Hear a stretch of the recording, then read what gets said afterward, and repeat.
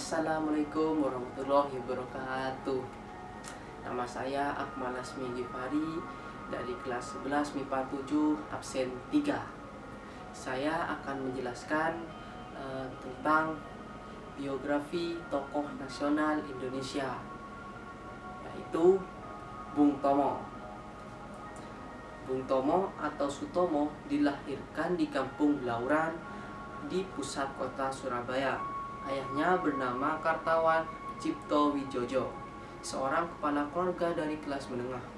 Ia pernah bekerja sebagai pegawai pemerintahan, sebagai staf pribadi di sebuah perusahaan swasta, sebagai asisten di kantor pajak pemerintah, dan pegawai kecil di perusahaan ekspor-impor Belanda. Ia mengaku mempunyai pertalian darah dengan beberapa pendamping dekat Pangeran Diponegoro yang dikebumikan di Malang. Ibunya berdarah campuran Jawa Tengah, Sunda, dan Madura.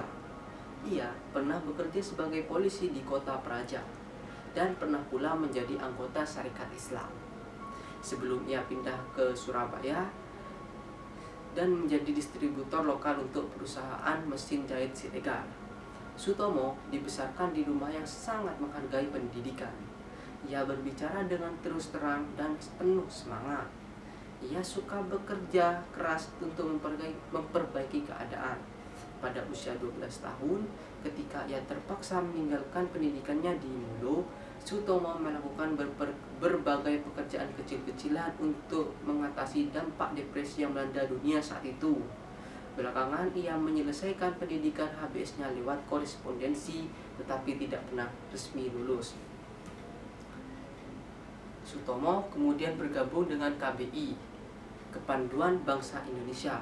Belakangan, Sutomo menegaskan bahwa filsafat kepanduan ditambah dengan kesadaran nasionalis yang diperolehnya dari kelompok ini dan dari kakeknya merupakan pengganti yang baik untuk pendidikan formalnya. Pada usia 17 tahun, ia menjadi terkenal ketika berhasil menjadi orang kedua di Hindia Belanda yang mencapai peringkat Pandu Garuda. Sebelum pendudukan Jepang pada 1942, peringkat ini hanya dicapai oleh 3 orang Indonesia. Sutomo pernah menjadi seorang jurnalis yang sukses. Kemudian ia bergabung dengan sejumlah kelompok politik dan sosial.